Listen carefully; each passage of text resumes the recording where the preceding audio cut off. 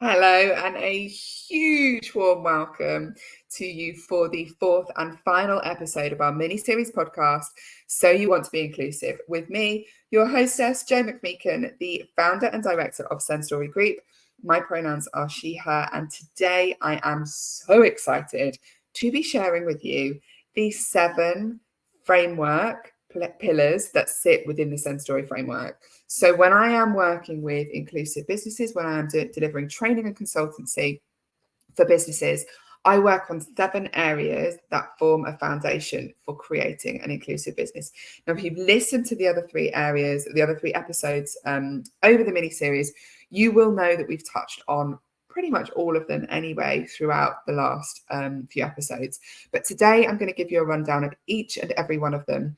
And I'm going to give you a little step of something that you can take forward for each of those 7 areas. Please know that if you want more help and support, I know I've talked about it in the last episodes. If you want more help and support with really nailing these 7 areas, the Inclusive Business Mark program is opening. It is my signature program. We beated it last year, and it was phenomenal and so exciting. And we had some really incredible business owners on it. And this year, we've had 12 months of massive evolution and growth, not just with the program, but also with the consultancy and inclusion services. And we have been able to go out into the world and make some really phenomenal change by teaching other businesses to change and implement these 7 parts with their businesses, both with the program and external through consultancy services. So for me, on a personal journey, because there is very much a personal journey and a bit of self-reflection when it comes to inclusion, there's been so much that has changed, and you guys are getting a phenomenal version of the program compared to a year ago. And all of our beta programmers will also get access to the upgraded version. So we are going to cover the 7 things you need to do to be inclusive today. And we're going to start with culture. Culture we covered in our first episode of the mini-series. We talked about the importance of understanding your values and being values and belief driven when it comes to inclusion. So the thing that I gave you to step away and do around creating an inclusive culture or evolving your inclusive culture was to write down what those values are, to write down what your beliefs are, and to think about your inclusive why.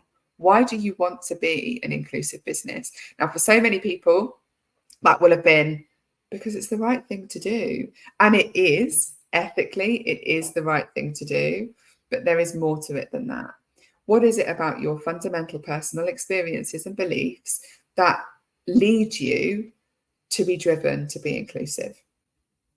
What is that why factor around inclusion? Culture forms the absolute foundation of those pillars. It's the bit that we start with. Everybody thinks it's policy. It's not. That sits right at the top of the pyramid. You can't have a policy until you know what you're doing with it. Otherwise, it's just box ticking. It's just words on paper. So we start with culture. The second pillar in the SENStory framework is knowledge. Okay, so when we look at knowledge, we come from a place of lived experience. And I talked about this when we were talking about allyship and about sharing with the world that you are inclusive. We have to come from a place of understanding, from a place of lived experience. We have to come from a place of understanding from intersectionality as well. Now, intersectionality refers to the connection between different areas of marginalized groups and communities, for example, and between some of the connections in the experiences for people who sit within marginalized communities. So, for example, somebody who is, like myself, queer and neurodivergent, crosses 2 sectionalities of inclusion, okay? It is really unusual that we are looking at just one domain. So it's very important that you find a comfort zone across all areas of sectionality, across all of the main areas, and then extend from there. And this year in the Inclusive Business Mark program, we have got some really exciting bonus training that is being thrown in around other areas, because we recognise the importance of stretching that reach when it comes to intersectionality. So we've not only got neurodivergence and disability, we've also got, and the 2 sit really under the same category when it comes to legal and ethics, which is another one of the pillars. But not everybody who is neurodivergent will identify as being disabled, and that's important to know. So we cover neurodivergence as a module, we cover disability as a module, we cover the LGBTQIA+ intersectionality as a module, and that is led by Alex Lynham from Beyond the Binary, who runs a phenomenal module, giving lots of information about terminology and things. So that's another area that you might want to consider building your knowledge in as an action point.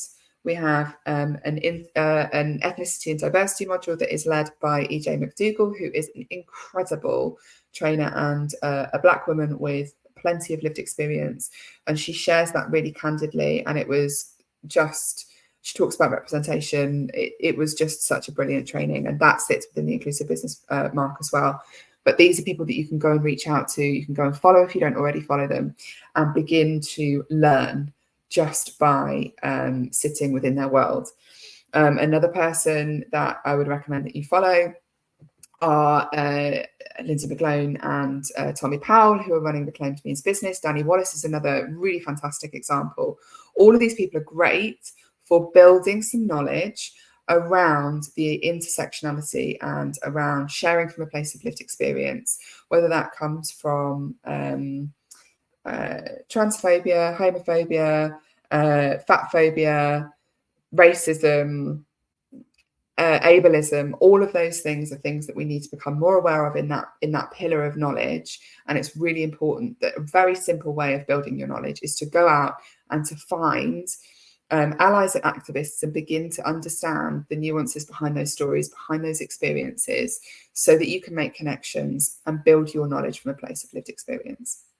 So the couple of recommendations there, but please know that they are also within the Inclusive Business Mark, all in one place in that beautiful core module, with all of the trainings in for you to build your knowledge, if that's something that you would like to follow up on. So the next pillar that I'm going to talk about with you is systems and processes. Okay, or no, let's talk about marketing and messaging first. Actually, we've touched on this quite a bit over the last few episodes, the importance of raising your voice and the importance of doing it from a place of confidence.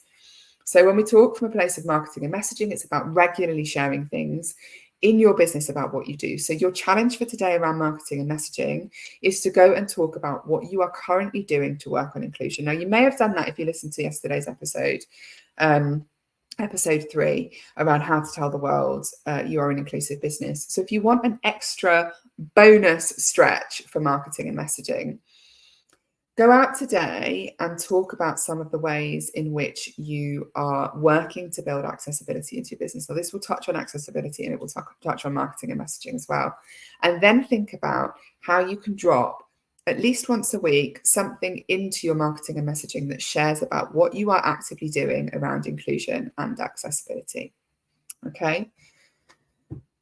The next pillar that I mentioned just now is systems and processes. So it's so important that as we begin to work on the inclusive factors, accessible factors within our business, that we embed those as our norms, because it's so easy to forget.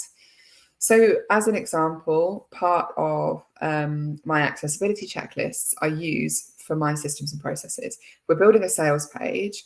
I know that I need to have content displayed, contrasted in plain text with alt text, and with certain use of language. For example, when I'm building that sales page, if I'm building an opt-in or I'm onboarding a client, there are certain questions that I ask around, for example, optional addition of pronouns and being able to share information about additional needs and disabilities. That is a part of my systems and my processes that myself and my team know. So whenever we are building this stuff in, it's something that I call out. If the team have forgotten to put something in, I'm like, we just need to ask this question.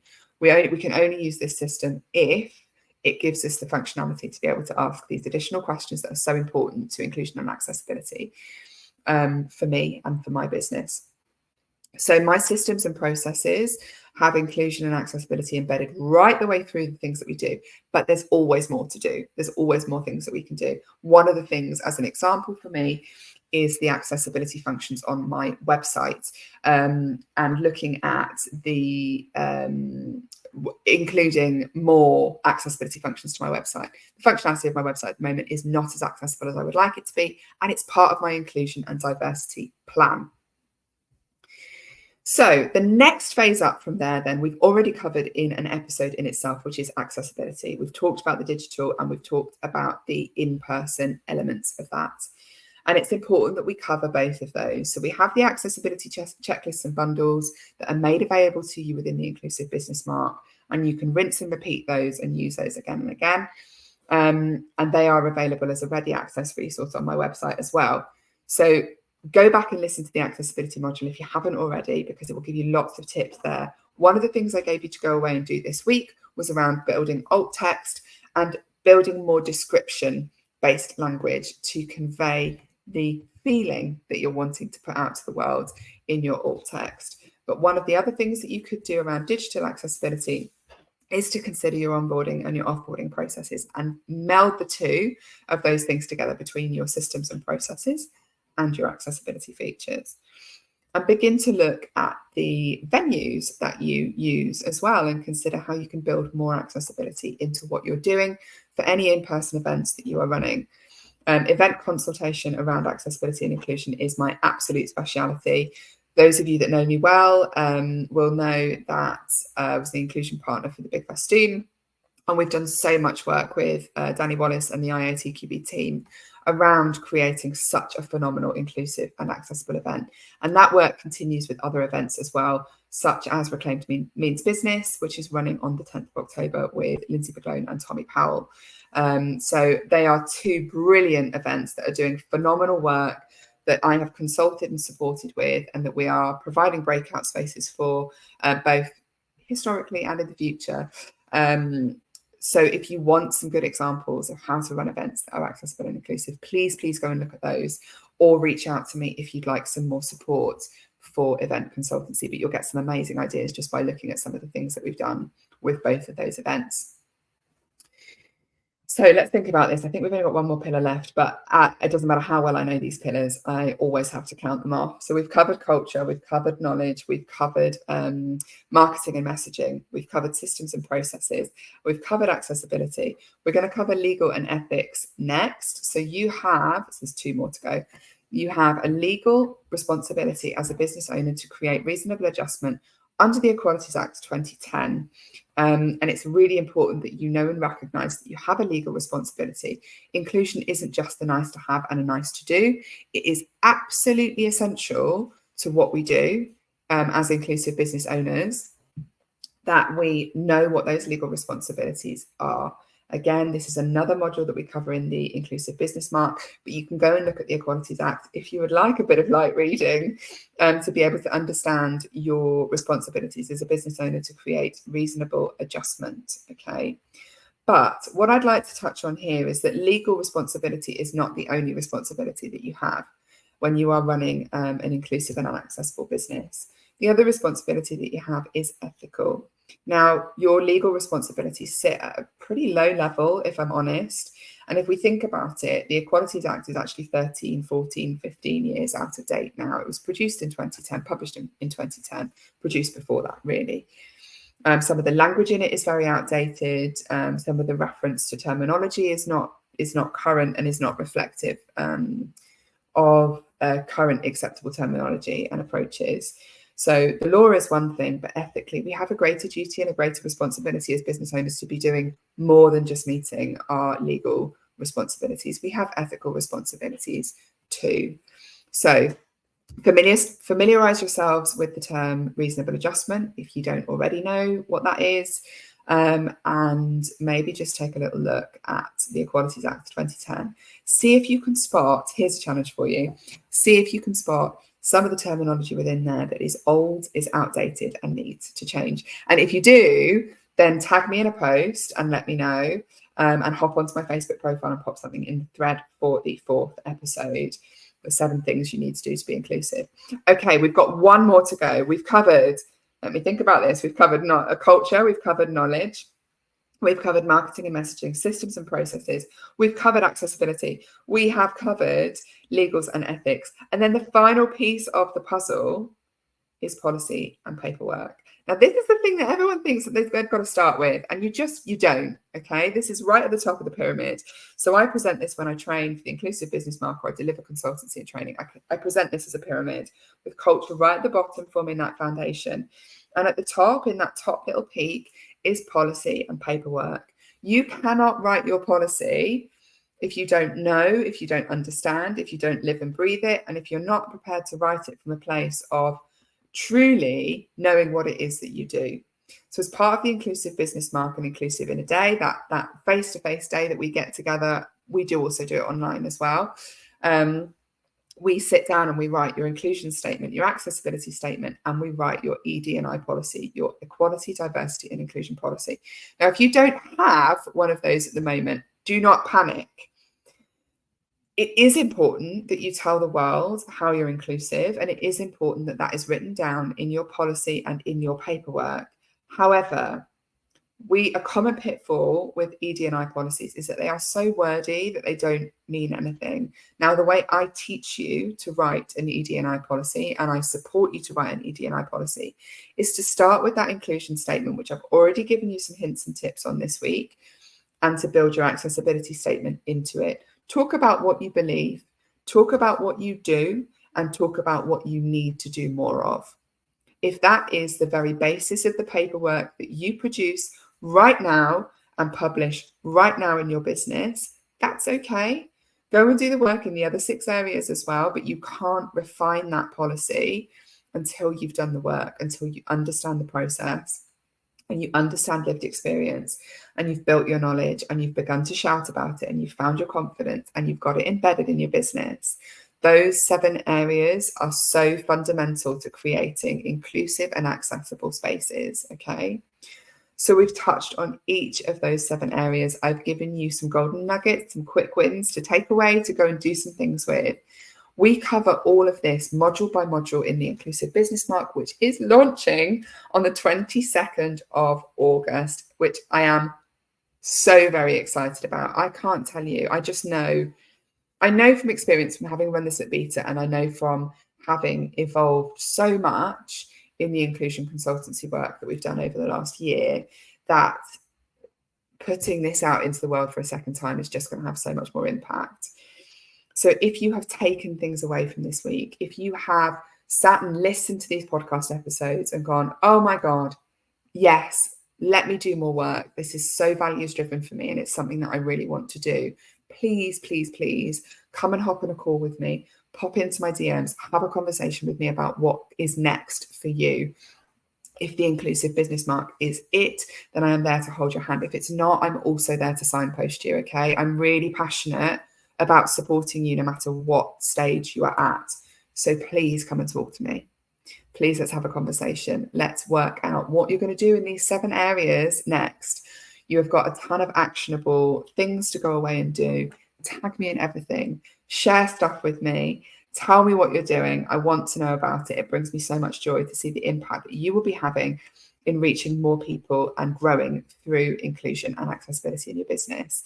I am sending you all the love and solidarity as an inclusive business owner, and I'm here for anything that you need in the future. Thank you so much for taking the time to listen up to the mini-series. Please go back and catch up on the episodes. They will be available for the next couple of weeks before we take them down. But stay in my world. Know that I'm here to support you. And thank you so much for joining me.